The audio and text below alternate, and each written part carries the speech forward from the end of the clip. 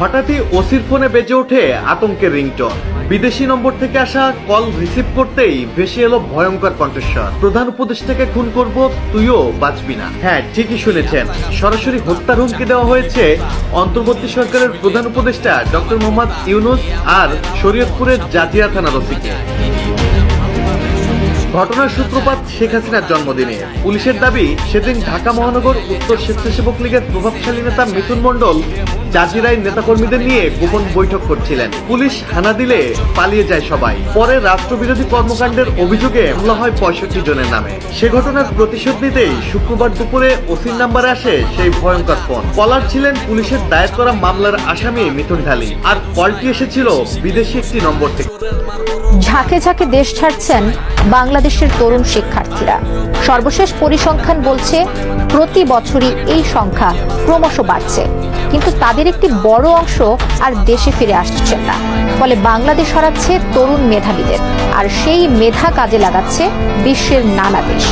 প্রশ্ন হচ্ছে, কিসের আশায় মাতৃভূমি ছাড়ছে এই শিক্ষার্থীরা, আর কেনই বা পড়াশোনা শেষে তারা আর ফিরতে চাইছেন না?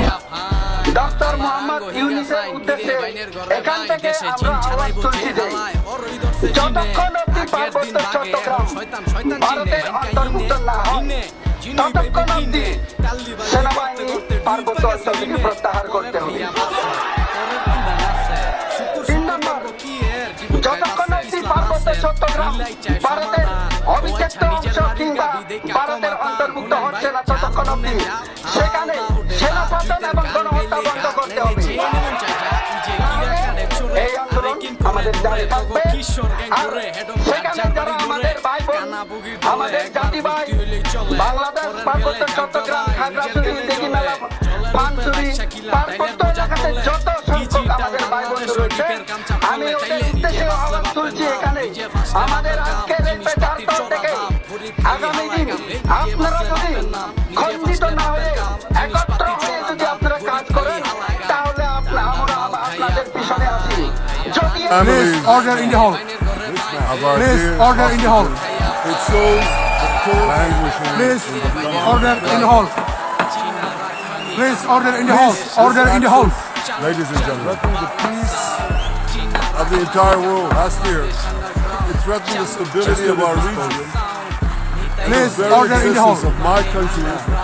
This map, Iran, it shows rapidly developing Please order in the hall. nuclear weapons program and a massive access ballistic missile program, threatening the peace of the entire world. Please order in the hall Threatening the and stability please of be our seated. region, also to threatening the very existence of my country, Israel, and blackmail nations everywhere. Iran was rapidly developing Yahya Sinwar nuclear weapons program, waves of Hamas. I love Mohammad लिखने पर FIR हो गया। देखिए, मोहम्मद साहब जो है ना, वो पूरी दुनिया के नबी है, सिर्फ मुसलमानों के नबी नहीं है। और अगर आई लव मोहम्मद लिखने पे केस हो जाता है, तो ये सनातनी लड़की जो है ना, आई लव मोहम्मद का पोस्टर लेके खड़ी है। जिसको केस करना है करे, क्योंकि मोहम्मद साहब सिर्फ सच्चाई के रास्ते पे चलना सिखाते हैं, नेकी के रास्ते पे चलना सिखाते हैं। और मोहम्मद साहब तो ये भी बोलते हैं कि अगर दूसरे धर्म के लोग भी तुम्हारे सामने अगर किसी भी मुसीबत में हो ना, तो तुम उनकी मदद सबसे पहले करो। इसीलिए हम प्राउडली जो है आई लव मोहम्मद का पोस्टर लेके खड़े हैं। जिसको केस करना है ना, वो केस कर दे।